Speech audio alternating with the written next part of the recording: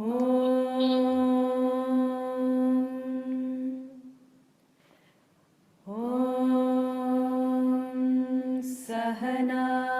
Vavatu Sahanau Bhunaktu Sahaviryam Karavavahai Tejasvinavadhitamastu ma vidvishavahai. Om Shanti Shanti Shanti.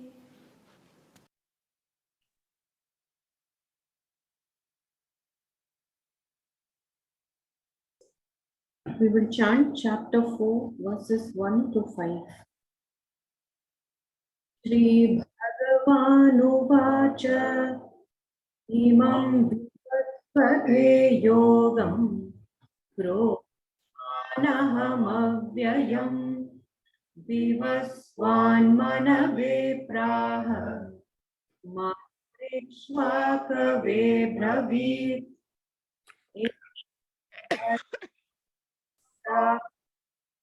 Imam Rajarshayo Viduhu Sakale Nehamahata Yogo Nashta Parantapa Sa Evayam Maya Tedya Yoga Prokta Puratanaha Bhaktosi Me Sakacheti Rahasyam Hetaduttamam Arjuna Uvacha Aparam Bhavato Janma Param Janma Vivasvataha Kathametad Vijaniyam Madhav Proktavaniti Shri Bhagavanuvacha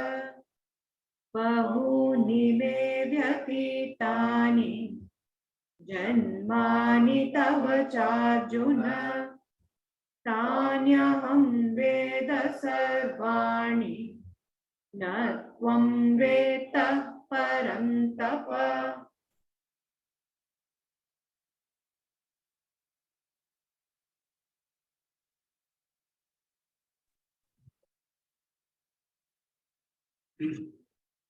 Chapter 4 of the Gita. The title of the chapter is Jnana Karma Sannyasa Yoga. Jnana Karma.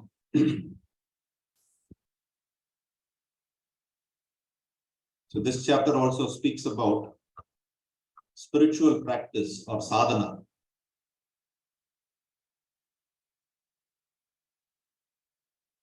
The main difference between Upanishad and Bhagavad Gita is the Upanishads were addressed to fully qualified seekers. Philosophical literatures can be classified into two categories. One is called as Yoga Shastra, the other is Brahma Vidya. Yoga Shastra means the science of seeking union with the self. To all of us, it is Yoga Shastra that is relevant first. Yoga Shastra talks about human composition. Yoga Shastra talks about governing the senses and the mind. Yoga Shastra talks about a lifestyle which will be conducive to evolution. So the purpose in Yoga Shastra is Chitta Shuddhi. Chitta Shuddhi means purifying the mind.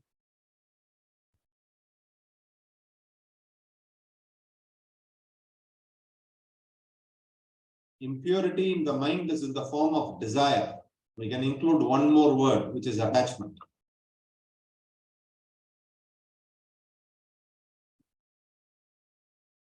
Desire to get what we don't have. Attached to whatever we have. Attachment creates dependency. Attachment is a state where we are dependent. Desire is hope. If I get that, then my life will be happy. This is exactly how we chased all that we have been chasing in life and secured all that we are possessing now.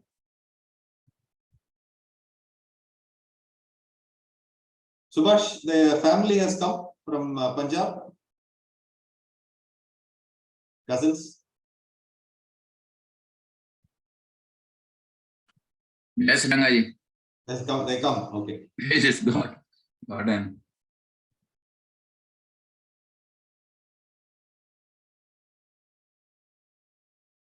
So this is exactly all of us reached Canada. If I get to Canada, then life will be better. No doubt life will be better in terms of comforts and conveniences.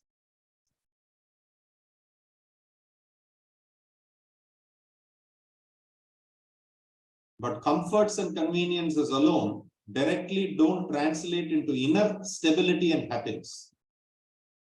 The question that Vedanta asks is, the comforts and conveniences we are trying to procure for ourselves in life, is that making us dependent in life or independent in life? Are we bound by them or are we free with them? So the Yoga Shastras provoke us, encourage us to ask this question.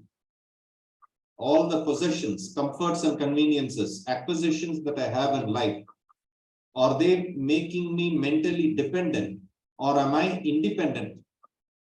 Am I free or am I bound? If we think about it, everything we deal with in life, we are bound.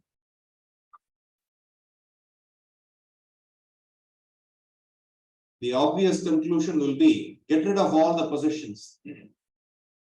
Close down the company. Sell the house, live in a rented apartment.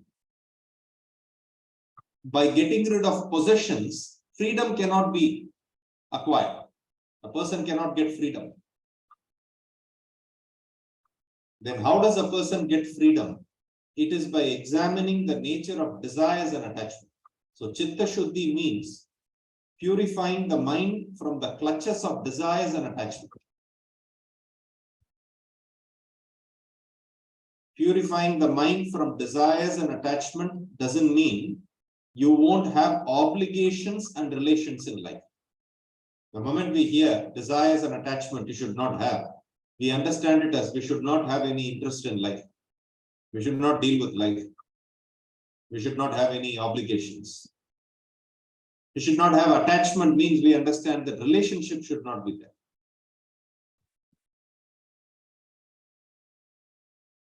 So Chitta Shuddhi, Yoga Shastras are dealing with delivering Chitta Shuddhi, freedom from desires and attachment. A person who is not free from desires and attachment remains preoccupied with the external world. Mental preoccupation is the cause, is the seed for all mental ill health problems. Mental preoccupation.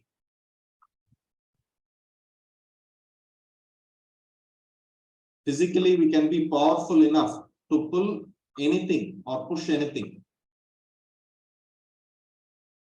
But strength of the mind is to keep the mind free from invasion of thoughts.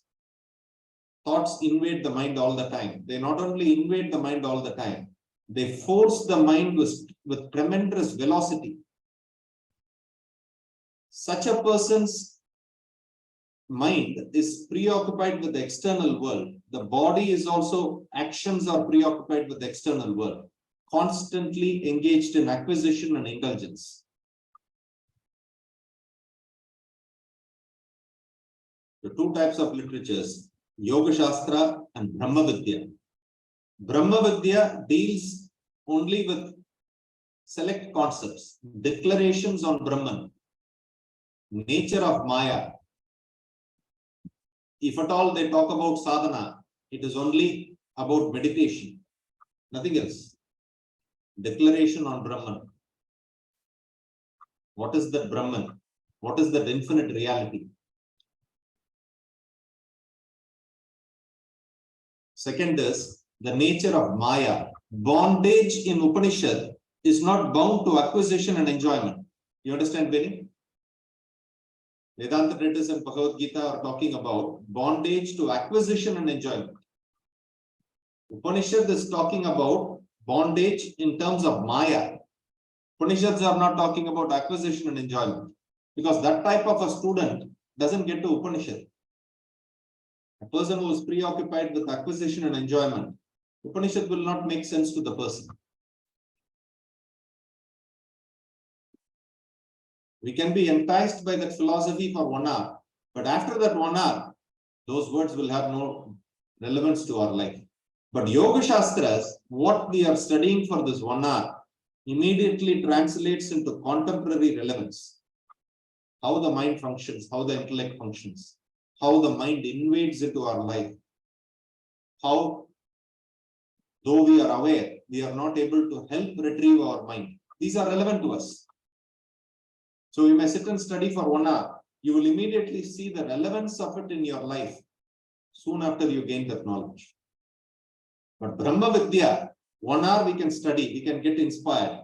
But after the class, what we call as practical world, practical life is waiting for us. Our problems there are different.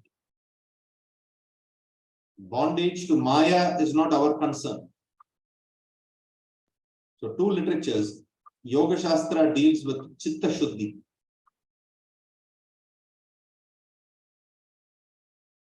Brahma Vidya deals with these three aspects. Declaration of reality, Brahman. What is that Brahman? What is that reality? Your real nature to be that Brahman. This is the first theme. Second is the nature of bondage, Maya.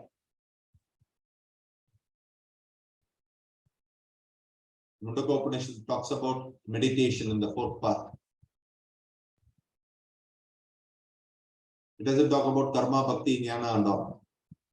It says it's like an archer placing the arrow on the bow. You pull it and pull it and pull it and release it. That release is meditation.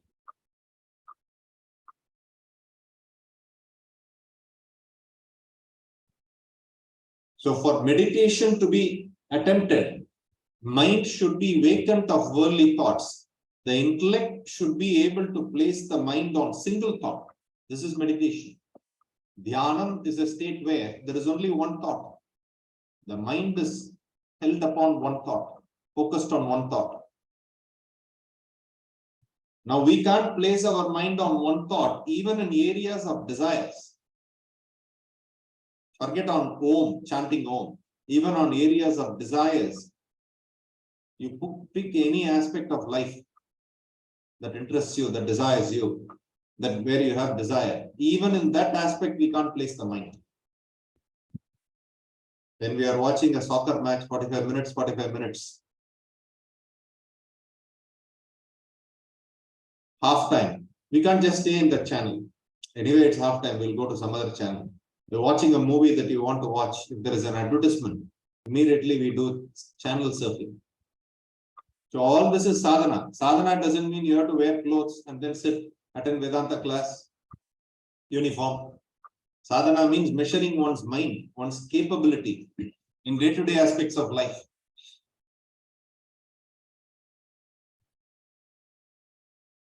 You sit by yourself in Tim Hortons and order a cup of coffee.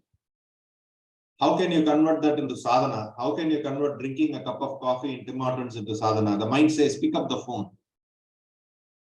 Go through the messages. Call someone. See what the weather is today. See what the weather is. The mind is constantly imposing orders. Doesn't that happen to all of us? So the moment the mind bids, we are not even aware. The hand goes to the phone. We start using the phone. Something or other we can keep doing. So what is sadhana there? I'll stay with this coffee. The mind says, pick up the phone. No. There is neither a message coming nor a call coming. So the mind says, don't leave me unattended. Hang me on something. I'm giving you coffee. No, that is not enough. Phone. Okay, go through the messages, go through the pictures, go through the weather. It says not enough. Call someone. constantly the mind is asking for external activity. It is pushing the person out. When we are not even aware that we are getting pushed by the mind extrovertedly into the world, how can we engage the mind, disengage the mind from the world and engage it on God? So we don't have mind control. We don't have mind control. So Yoga Shastras are dealing with this fundamental mind control. A person who has sufficiently controlled the mind. Like a pet dog that you tame and keep in your house. If you can tame and keep the mind under your control, such a person can attempt meditation. All the upasanas, chanting, 3 times Sandhya Vandana, morning, noon, evening, all these are to program the mind, to gear the mind towards the convergence.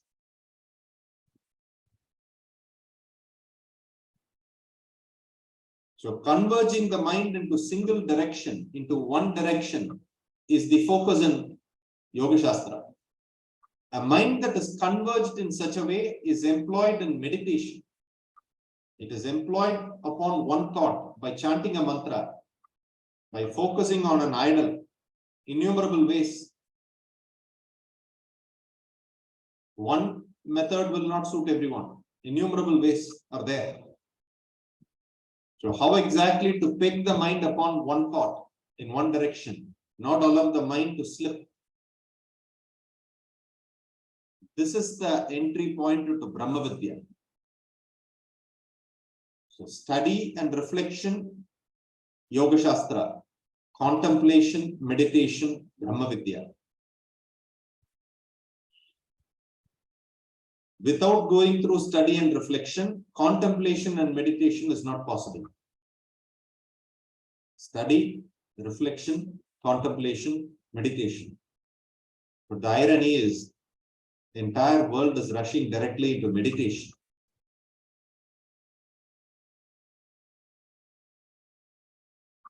You may say, I know this, I've heard it 100 times. What is the relevance of it? Jnana Karma Sannyasa Yoga.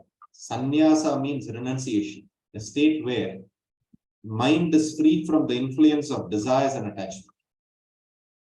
You don't renounce action, you don't get rid of relations. The mind has matured out of it.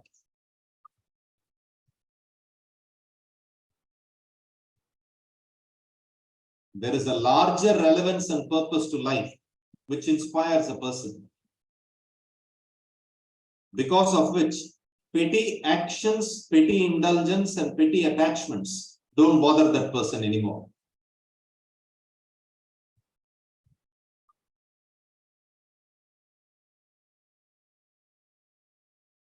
Age of 14, Venkatraman, who became Ramana Maharshi, left for Tiruvannamalai. And then when his mother came to know that her son is there in the mountains, in the hills, begging and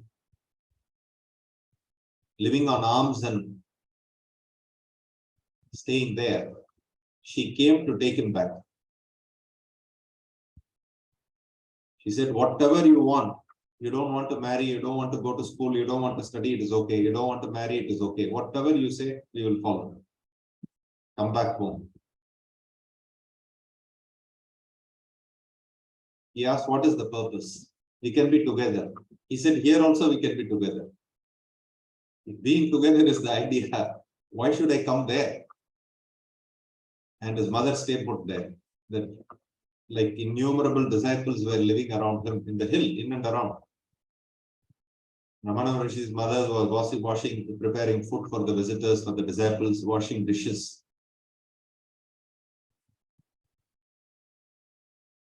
So why do we call him a rishi, a renunciate?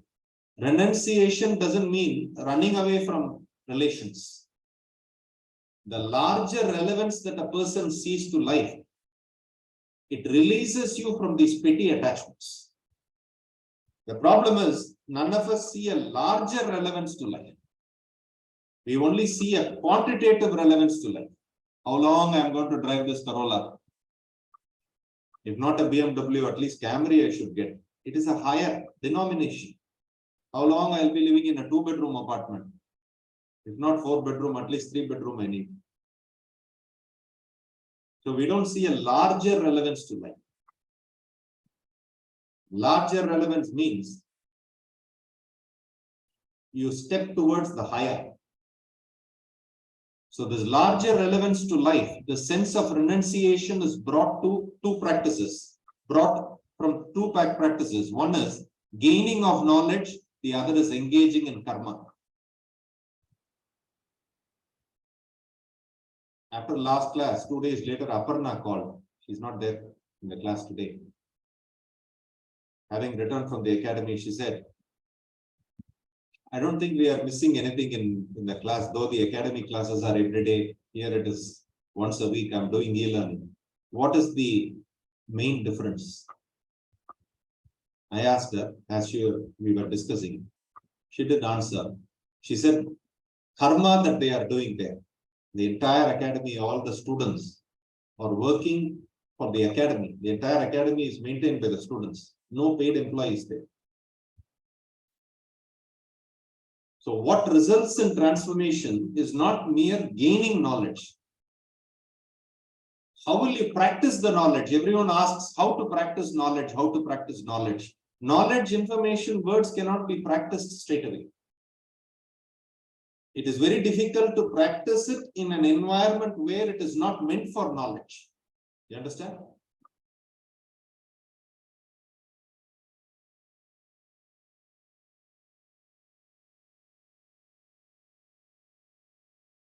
You cannot go to ocean and learn swimming. You have to go to the swimming pool. Eventually, you may be diving into the ocean and swimming someday, but you cannot start with ocean because it is not a conducive environment to practice, to learn swimming. Similarly, when you are trying to practice karma yoga in your office place, in your business, it is not a very conducive environment to practice it. You understand? Because there, the specifics are very clear, very, very specific. This is your target, you have to achieve it, this much profit has to be made. So to some extent, you can follow the principle of karma yoga. What is the principle of karma yoga? There is no debate on the price. This is the price, but I will deliver quality. I'll uphold customer service. I'll think about my clients, my patients, my customers, my shareholders. In that way, the person can change the attitude. But in a place like an academy where it is the karma yoga, it is meant for practicing it because there is no personal targets to achieve. So transformation happens because of two practices. One is gaining knowledge, the other is karma.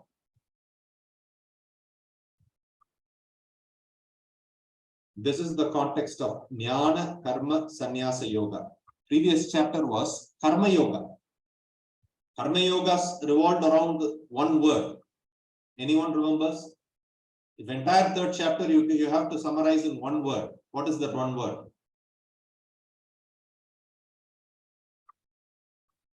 Anyone?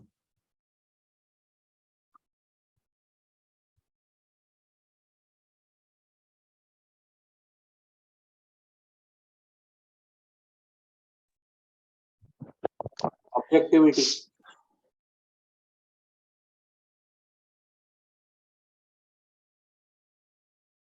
Third chapter. Objectivity is entire Shastras. Third chapter in specific. Selfless work. Is it Very good. Jyoti? I Is was it drawn Sanskrit to word. the word Shraddha. 13th chapter. Shraddha. One Sanskrit word, selfless activity, someone said. Nishkama karma. I'll start third chapter if none of you answer.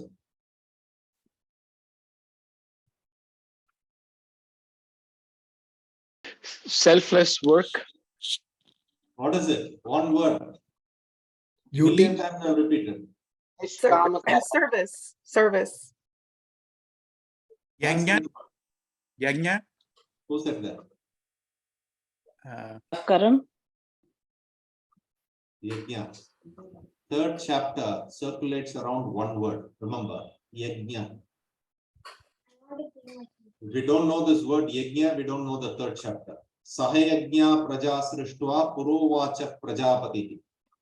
When the Creator created humanity, He created you with the capacity to do Yajna. What is the Yajna? Pursue the higher, because of which the lower will fall away from your life. This is Yajna. No other aspect of creation can pursue the higher. This choice of action is there only for a human being. Pursue the higher, the lower falls. How do you pursue the higher? How do you perform Yajna? There is a ritual component to it. There is a practice component to it. Ritual component. In the third chapter, Yajna is the Havan that we are practicing. There is Agni, into which Ahuti is poured. Ahuti means offering. Agni is the fire. Agni Kund is there. And all those who are participating in Yajna bring contributions, various contributions, grains, ghee, and each and everyone, according to their inspiration and affordability, pours that contribution. And Yajna, Havan happens. At the end of it, all that is reduced to ashes, and the ashes are distributed to people. They smear it on the forehead, wear it on the forehead, and visit a temple. This is the traditional ritual of Yajna. What is the practice part of it? The field of activity is the Agni Kund. Innumerable people bringing various contributions or different tasks, different obligations, different specializations by different people. No one can assume a superiority complex or ego saying, I am doing it, because everyone has to do it. Every contribution matters.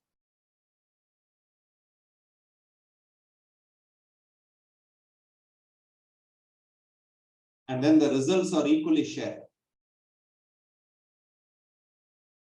All the offering reduced to ashes.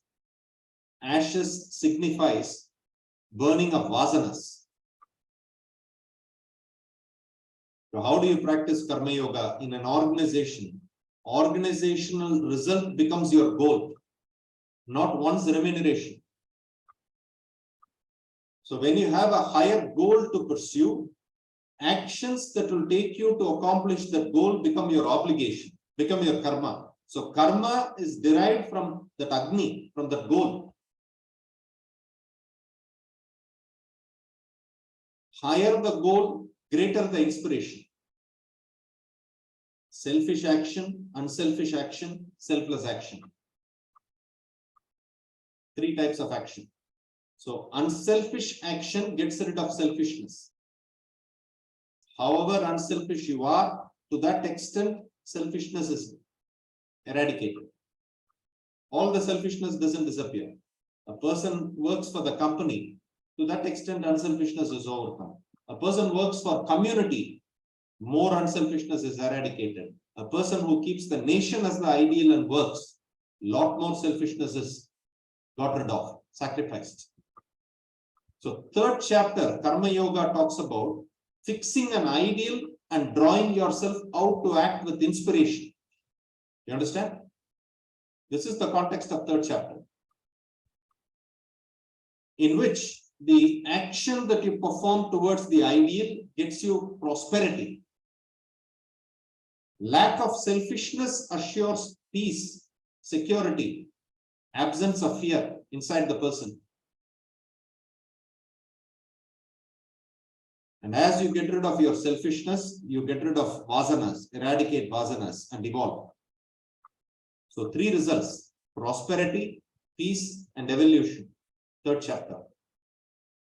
Fourth chapter, the title is Jnana Karma Sannyasa Yoga. Previous chapter, third chapter, was Karma Yoga. Here, Jnana Karma Sannyasa Yoga. There is a difference between Karma Yoga and Jnana Karma Sannyasa Yoga.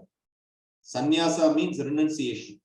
Renunciation is got through eradication of desires and attachment. When vasanas are eradicated, that state is called as sannyas, renunciation. How to get rid of the vasanas? Gain knowledge, perform karma. Gain knowledge, perform karma. As you are performing karma and offloading desires and attachment, getting rid of vasanas, the organs of action are predominantly engaged in karma yoga. You understand? Organs of action, hands, legs, the physical body is what you're using to perform action, karma yoga. But what is happening to perception? How is that you gained desires today? Innumerable desires that we have. How is that we gained all these desires? It is because of participation in the world. We saw something, we heard something, we tasted something, and that experience became a desire. So as you are performing karma yoga through your organs of action, your organs of perception could be indulging in the world and picking up more desires. You understand? On one hand, you are getting rid of the existing desires and attachment. On the other hand, if you are not careful, you are acquiring new desires, fresh desires and attachment. So chapter 3 talks about exhausting the desires that you have through action. Chapter 4 talks about jnana karma, engaging in karma, jnana karma through knowledge. So there's a beautiful sequence in the first 6 chapters. The entire Bhagavad Gita, 18 chapters, talk about this aphorism of the Upanishad. Tat Tvam Asi. Tat means that reality, God. Chapter 7 to 12 talks about that. What is the nature of reality? Chapters 7 to 12. Tvam means you, the individual, is spoken in the first 6 chapters, chapter 1 to 6. Asi, same. You are that reality. You are God. So the last set of 6 chapters, 13 to 18, talk about sadhana. How the individual can realize one's identity with the self. So the first 6 chapters, the theme is Tvam. Tvam means the individual. So the first chapter is where it talks about Arjuna Vishada Yoga, the despondency of Arjuna. This is the first chapter. Arjuna Vishada Yoga, despondency of Arjuna, which talks about fall of an ungoverned mind.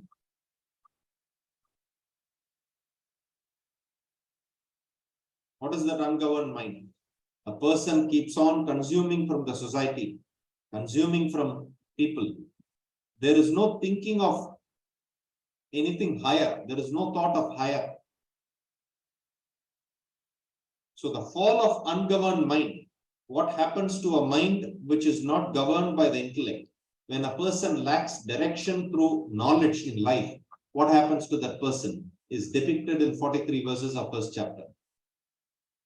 So if we have to summarize the content of first chapter, first is we lose the capacity to perform action.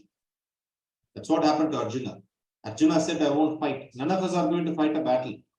It only means we lose the capacity to perform action, which is what the world is going through. More remuneration, more benefits, more motivation, encouragement. Still the person doesn't feel that any need to perform an action. In one word, Swamiji asks in the seminars, do you look forward to Friday evening or Monday morning? He says. All of us look forward to Friday evenings, not Monday morning, because the action fatigues us. We believe that the action fatigues us. So the gist of first chapter is, when the mind is not governed by the intellect and knowledge doesn't direct life, what happens to the individual? The individual goes through a deterioration. Conditioned freedom a person has. The conditioned freedom is, as long as everything is falling in place outside in life, the mind is not disturbed. Person can perform action.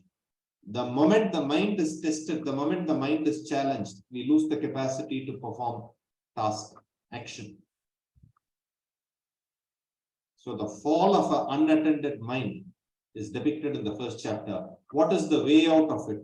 Innumerable ways are there. You can resign the job and go somewhere.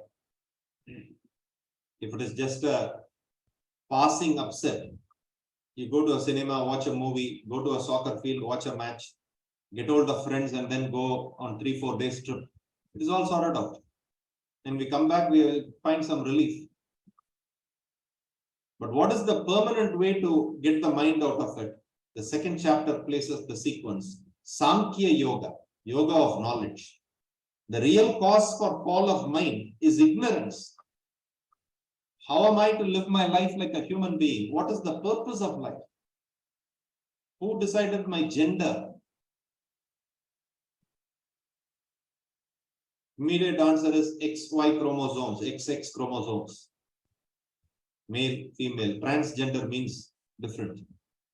This is the immediate cause. It is not wrong. It's the immediate cause of fixation upon the body, gender of the body.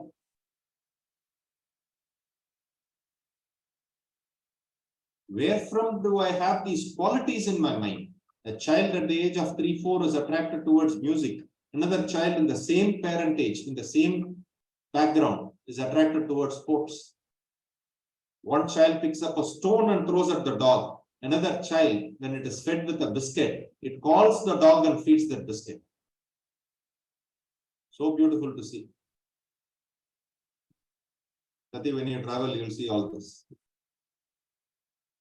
One person is picking up a stone to throw at the dog. And as the father is picking up the stone to throw the stone on the dog, the child that has biscuit in the hand is calling the dog and giving the biscuit. It is feeding the biscuit to the dog. So where from qualities are required? Without knowledge, there is no orientation, there is no direction in life. So immediately Krishna talks about the knowledge of life and living. He gives a panoramic view of life. Second chapter marks the dawn of knowledge, the dawn of intellect. Spiritual birth of an individual is marked in second chapter, not spiritual realization. It is only spiritual birth. What is that spiritual birth? There is something more to achieve in life beyond acquisition and indulgence. The person realizes that.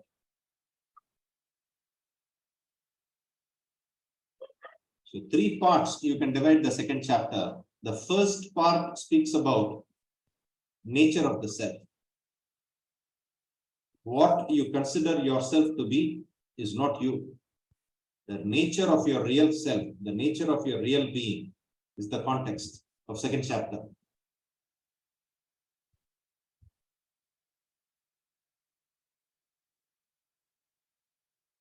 Second is, those people who pursue the Vedas, they pursue for certain mundane benefits or super sensual benefits, which are called as heaven. Even those people who pursue the Vedas, they are not pursuing for evolution and realization. They have a limited benefit. If I go to temple periodically, I'll have some peace of mind. It's a temporary benefit. Second part of chapter 2. Third part speaks about the ultimate benefits, Stita Prajna. What are the Vedas meant for? It is to realize your identity upon the self. Entire Vedas packed in one chapter is second chapter. That is why we took so much time to study second chapter. And the moment you gain this knowledge, it transforms the quality of your action, which is third chapter, Karma Yoga.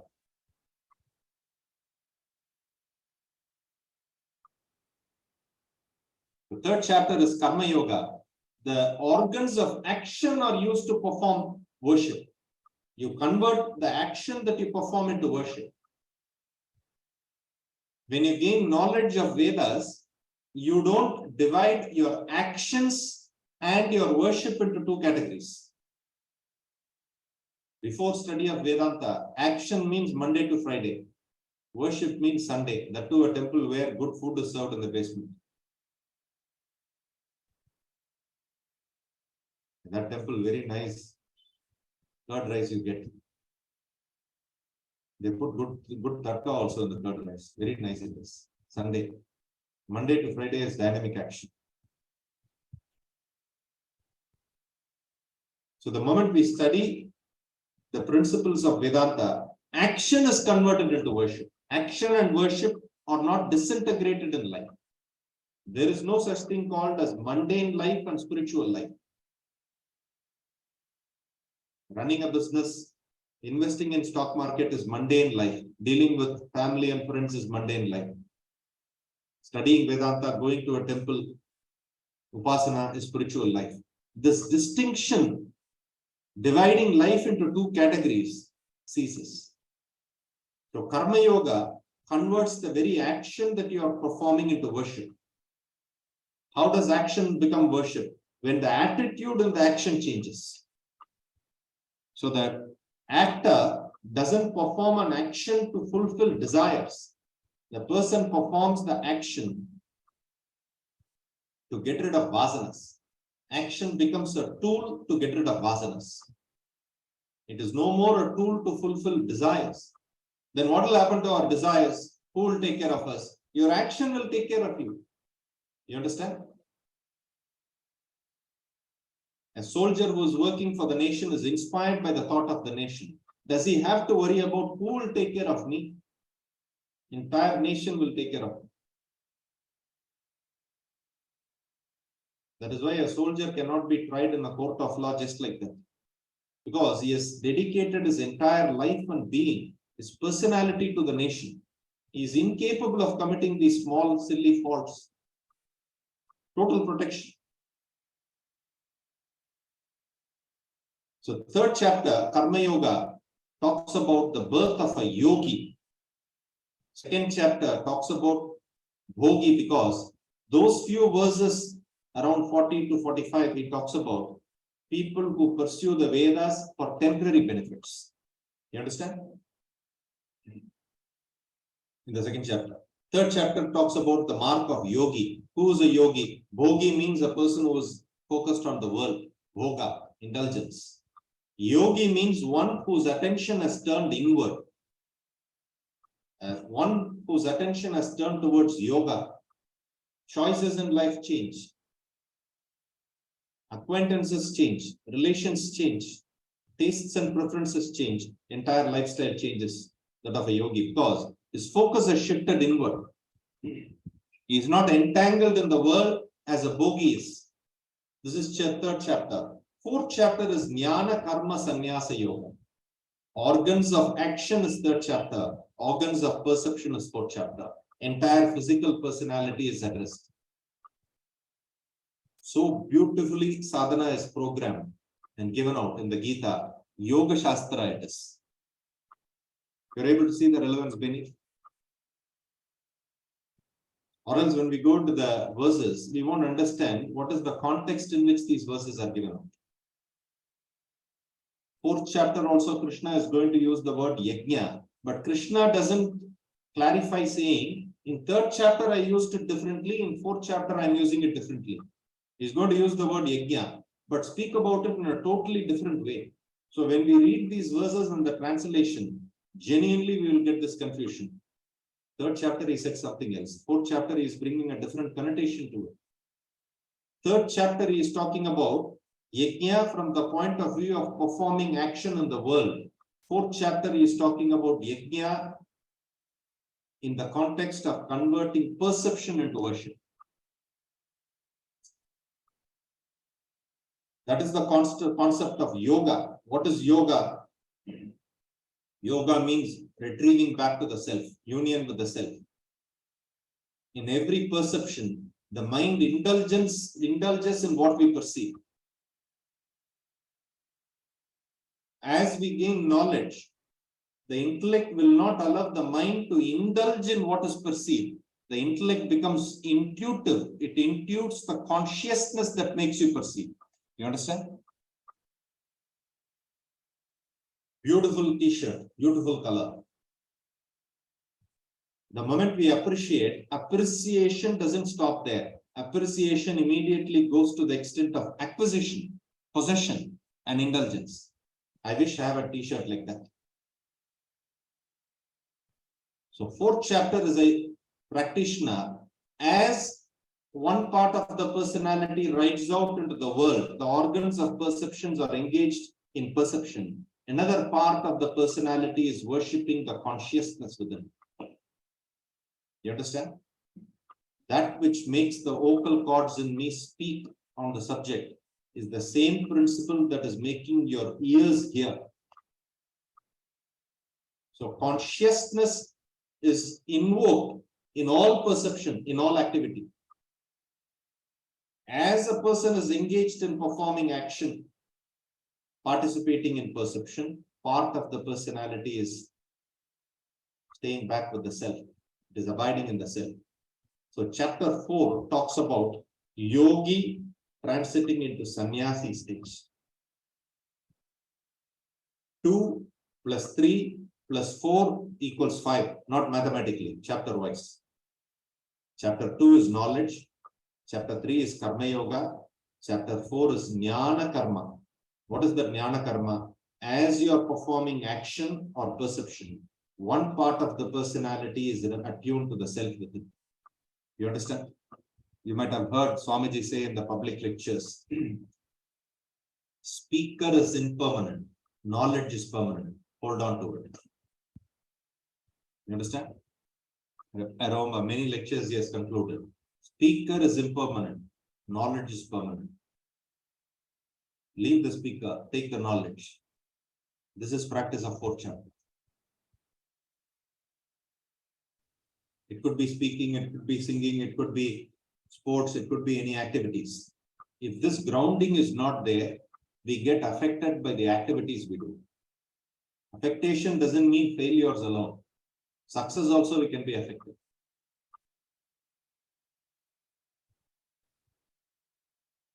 Those of you who saw the soccer World Cup final,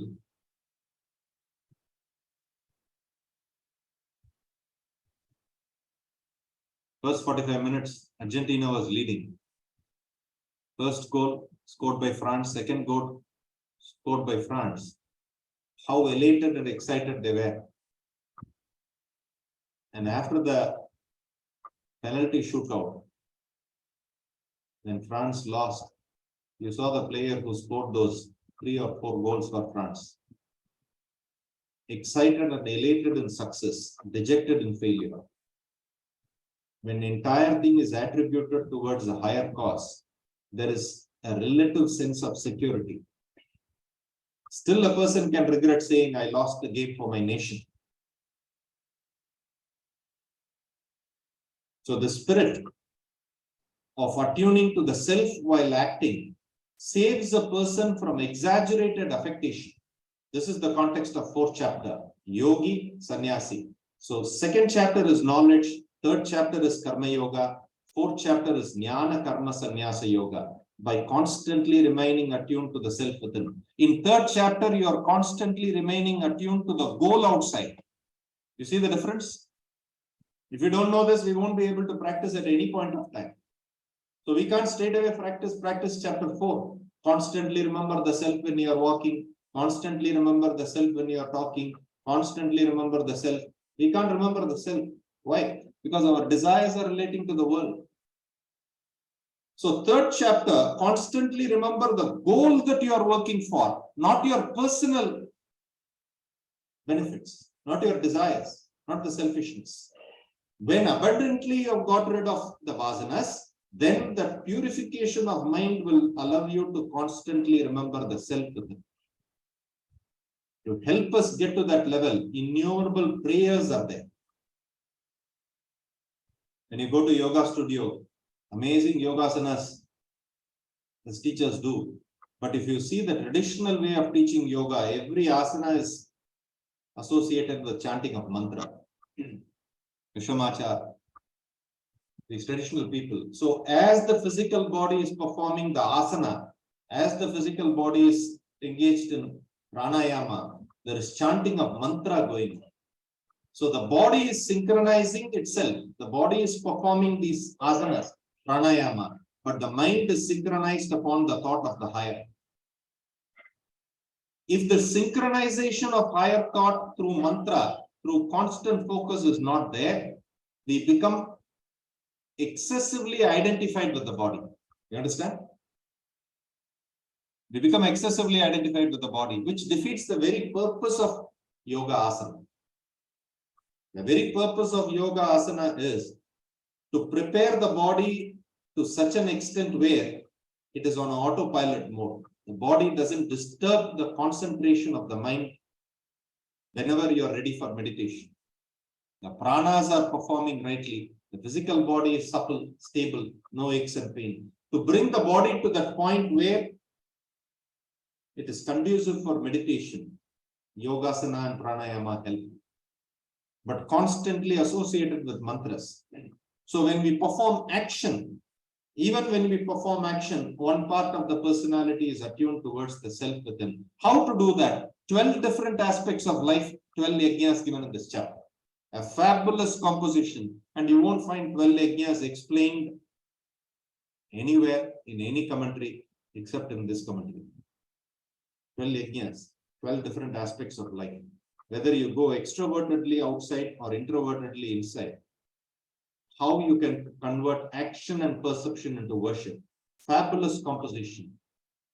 12 verses, 12 yajnas. So chapter 2 is knowledge, chapter 3 is karma yoga, chapter 4 is jnana karma.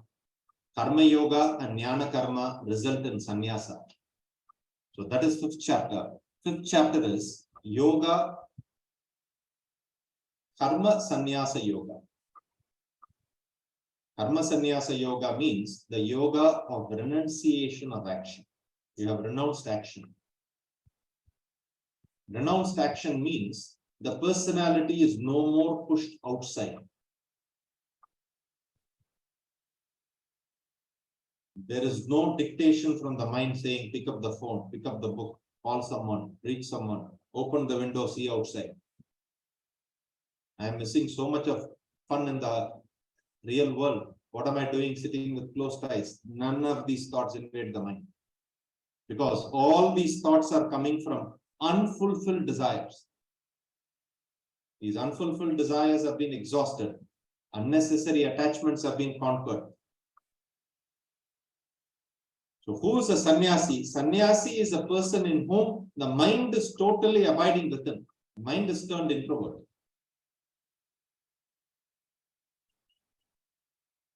Karma sannyasa yoga.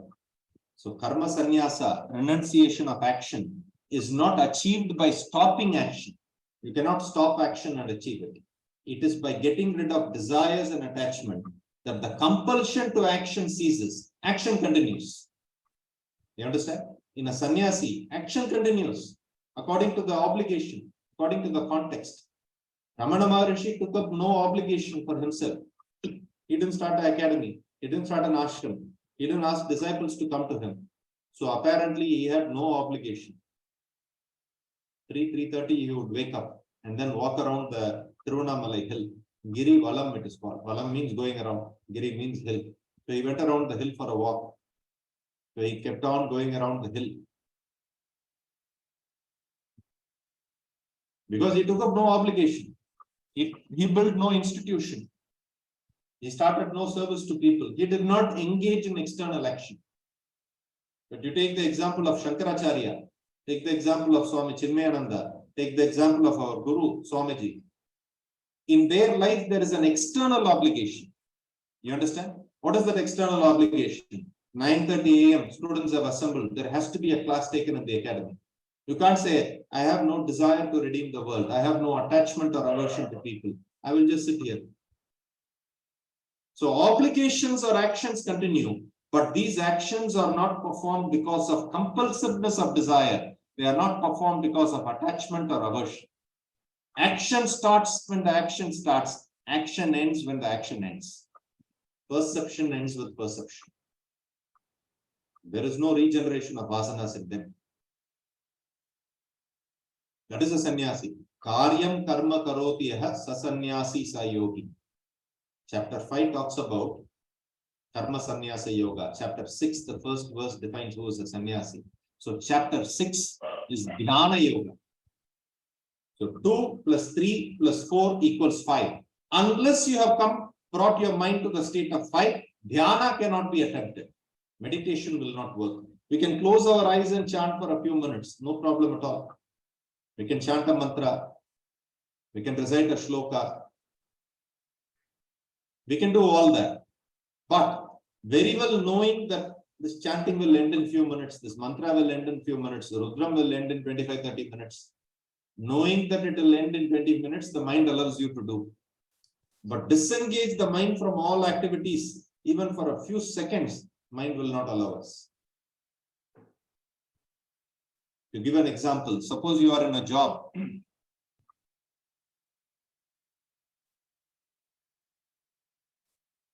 You apply for another job and you got that. And the new employer asks you, when is that you will join work? You say March 15th. Why March 15th? I need some time. So the employer says, okay, March 15th you can join. Now this previous job, you are resigning with 15th January.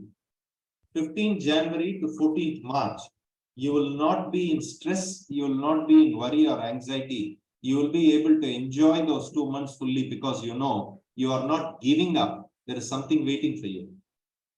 Suppose 15th January, we are fired from the job and we don't know when we will get the next job. One day will look like one yoga. You understand? So the mind knows that this 2 months vacation can be enjoyed fully because 15th March I am having another job, better paying job. But one day without work, one day without action, one day without something for the mind to hang, we don't know how to pass. So Dhyana Yoga, yoga of meditation, 6th chapter is talking about a mind where the residual desires are exhausted. The mind is completely rested. And what to do with that mind? Yato yato nischarati manaschanchalam astiram tatastato niyam yaitat atmanyeva vashamne. Such a mind which is naturally going towards the self, if you plunge into meditation, that type of mind will also yato yato nischarati manas chanchalam astiram. That type of mind will also have chanchala and astira. When it is going through chanchala and astira, what do? Bring it back upon the self. Bring it back upon the self. He gives the technique of meditation in 6th chapter. So this is the flow of thought. If you see this picture, chapter 1 is talking about a mind that is broken down into pieces. Chapter 6 is talking about a mind that is totally integrated and placed on the self. And the beauty is, we are neither in chapter 1 level, nor any one of us are in chapter 6 level. Chapter 6 level, no, definitely. Are we in chapter 5 level, where we can say we have reached sannyasa, mind has turned introvert? No. So 1 is ruled out, 6 is ruled out, 5 is ruled out. What is open to all of us? 2, 3, 4, 2, 3, 4, 2, 3, 4. Gain knowledge, revise the attitude and action, stay tuned and impute the Atman, the self within. 2, 3, 4, 2, 3, 4. Knowledge, action, jnana karma. Knowledge, karma, jnana karma. Knowledge, karma, jnana karma. So karma and upasana, jnana karma. How is jnana karma practiced? You can't think of the Atman. Atman, Atman, Atman, Atman. How will you think? Upasana helps you to put the thought upon God. Every aspect of life is ingrained with a mantra. Waking up is mantra. After bath, there is a mantra. While cooking the food, there is mantra. Before eating food, there is mantra. After food, there is mantra. Every aspect of life. So every aspect of life, you are conscious of participating in that action and attuning it towards the higher. So 2, 3, 4 is relevant to us. 5 is the effect. 6 is the final sadhana, meditation, leading to self-realization. Sannyasi becomes jnani. So stay means a person who is indifferent towards life. Bhogi means a person who is indulgent in life. Yogi is a person who has turned introvert. Yogi matures into a sannyasi. Sannyasi, chapter, becomes completely introvert. An introverted person through meditation, dhyana, reaches self-realization, jnani. So the first 6 chapters mark the evolution of individual. The 4th chapter is divided into subtopics, as every other chapter is. 6 subtopics. The first 10 verses of the chapter cover the theme, self, the eternal teacher. Wherever teaching happens, it is the self that teaches. What does that mean? Transmitting this knowledge is not possible by reading, studying a book, and then talking to another person. You understand? Bhagavad Gita is the same book. Krishna spoke for 1 hour in a battlefield to a person who was not ready to receive. Totally not qualified person he gave it to. But that text has stayed for eternity. Shashwatam. Same Bhagavad Gita, Ramatirtha spoke. Same Bhagavad Gita, Chinmayananda spoke. Same Bhagavad Gita, our Guru spoke. Same Bhagavad Gita, Shankaracharya spoke. Same Bhagavad Gita, we are also speaking. What is the difference? Difference is not that Chinmayananda was more intelligent. Shankaracharya was a lot more intelligent. What speaks through the words of the scripture is the unfoldment within. You understand? Ramana Maharishi did not know any other language than Tamil. He spoke in Tamil. Entire world came to him. He had more Western devotees than Indians. The entire Western world converged to Tiruvannamalai to see Ramana Maharishi and get clarified, their questions clarified. But all that he replied was in Tamil. There had to be a translator. What drew them to Ramana Maharishi was not intelligence, was not language, was not communication skill. What drew them was that abiding in the self. So self communicates itself. The body, mind, and intellect cannot communicate the self. Body, mind, and intellect is the medium. Self is the source. If a person has gained that knowledge 20%, not book knowledge, through the knowledge, if a person has accessed that real being, identification with the real being is 20%. 20% he can communicate to others. You understand? 20% he can communicate.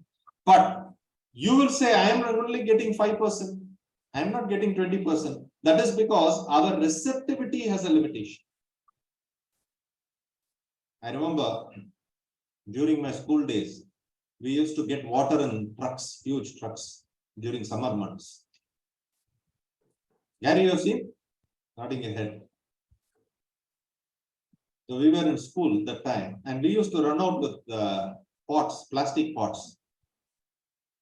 The fellow who is supplying water gives same to all. But if you are carrying a 12-liter pot, you get 12 liters. If you are carrying a 5-liter pot, you get 5 liters. If you are rolling a drum down into the road, one full drum of water is filled. Barrel of water is filled. What he gives is infinite, but what you bring home is finite because of your receiving capacity. So Krishna gave out the infinite knowledge. Rama gave out the infinite knowledge. Shankaracharya gave out the infinite self. Our Guru is giving out the infinite self. One person receives 5%, another person is able to receive 80%. Why? Because of their receptiveness, because of their receptive capacity. And what is that receptive capacity? Chitta Shuddhi and intellectual application. A purified mind receives a lot. A strong intellect is able to receive a lot. Self is the eternal teacher. First 10 verses. 11 to 18 talks about how the self relates to action. What is it doing in your personality? I am speaking, I am hearing, I made this business, I am in charge of this. Who is in charge of it? What is the role of self in life? Actions of enlightened, not binding, verses 19 to 24. What binds us in life is vasanas. Actions of enlightened, not binding. And then fourth subtopic is fabulous 12 yajnas, 25 to 30. Outstanding context, 12 yajnas. How to invoke that self within, whether you participate in action outside or you are participating in perception. Yoga ratova, bhoga ratova. Whether you are in yoga or bhoga, how to remain attuned to that self. 12 yajnas, 25 to 30. All yajnas culminate in wisdom. Culminate in wisdom means they help in exhausting, eradicating vasanas. 31 to 37. Krishna's advice to gain wisdom. 38 to 42. 42 verses in 4th chapter. Jnana Karma Sannyasa Yoga.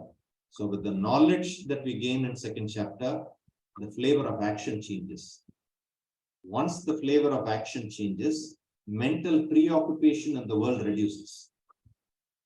When you are not preoccupied mentally with the world outside, there is space created within. When there is space created within, it is possible to abide within.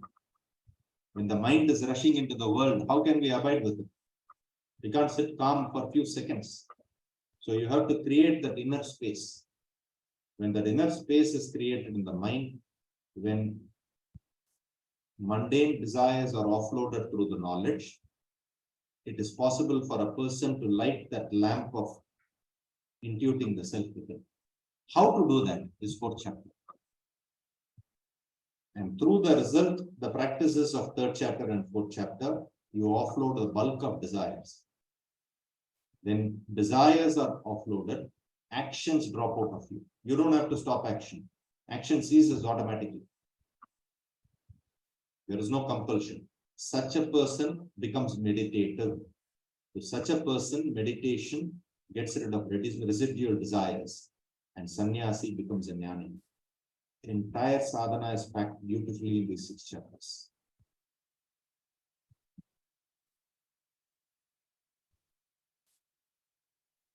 So with this, you should be able to understand the context of any scriptural book. Not only Vedantic literatures. You read verses from Bible, you read verses from Quran, you read verses from Dhammapada, you read verses from any philosophical literatures, you would know what is the context of spiritual practice that is given there, what type of audience they are addressing. Christ spoke about forgiveness. Forgiveness is spoken in a society that is unforgiving. Buddha spoke about non-violence. Non-violence is spoken in a society that is violent. So if you see all the major religions in the world, they are only talking about inspiring people with certain qualities. Why is that the masters had to inspire people with certain qualities? Because even the sattvic qualities people did not have. They had a very cunning, vicious, selfish way of looking at life, looking at people. Therefore, the masters had to speak about forgiveness, non-violence, love thy enemy, he said. Later he said, love thy neighbor at least. Enemy, forget it. At least neighbor you love. When we don't even know the neighbor, how can we love the neighbor? So they spoke about these qualities. These qualities are nothing but chitta shuddhi. That is why Ramatirtha says, all the religions, they may give you purity of mind, but they will not give you Brahmanishta. That establishment in Brahman, it will not give. Because they are not speaking about it directly. Jiva Brahma Aikyam, individual and God, the union between individual and the self, they are not talking about. Suppose in a Christian organization, you say, I am aspiring to become father in heaven. They will send you to a lunatic asylum. Father in heaven, you want to become? Allah, I want to become. It's not understood. Why? Jiva is different. Individual is different. You can't become Allah. You can't become father in heaven. You can't become Jesus Christ. They are individuals. They are completely different people. Aham Brahmasmi. I am Brahman. I am God.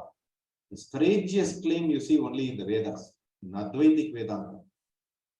So when you have this background of how a broken mind can be fixed, converged and consolidated upon one thought, and that thought also dies away in the dynamic silence of meditation, leaving the mind in a state of thoughtlessness, total silence, recognition of the self.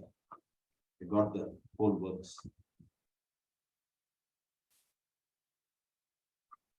We'll move on to the verses in the next class. Any question?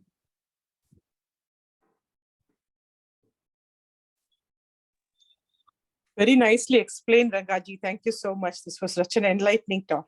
Thank you very much. You know, the perspective in which you explained all the 6 chapters today was really very gripping. I mean, how much ever we learn, we have to get the bigger perspective. Today, you told us exactly the bigger perspective, and that was so critical. Thank you so much. It was wonderful talk. Thank you. I have to thank you all because it is not easy to be patiently listening for 1 hour and 15 minutes without even one verse. I know how difficult it is. But at some point of time, at least the few of us have to develop that intellectual stamina, mental stamina. It is not words and gathering information the class is about. Can I put myself in front of a screen, in front of few people, and not get pushed into doing verses? Oh, I didn't cover verses today. You understand? Can you plant yourself in front of a speaker, teacher, and then gain the knowledge without allowing the mind? So the parking the mind in one place is sadhana. If we can do that with reference to this information, as we are gaining intelligent information for consumption, there is something happening deep within us. Mental stamina is improved. So, Prema, I have to thank you all for your patience. Most welcome. You are doing the greatest job. Because of your nice talk, we are benefiting. Thank you, Rangaji. Thank you. And the way you're thinking is very good. Thanks a lot. Appreciate it.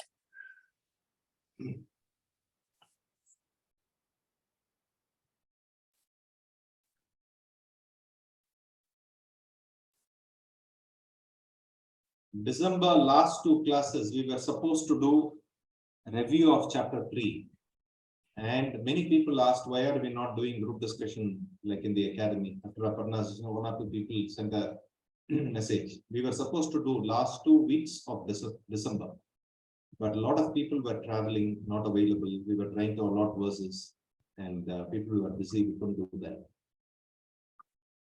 So next 2 weeks, we can do the recap of chapter 3 presented by you people.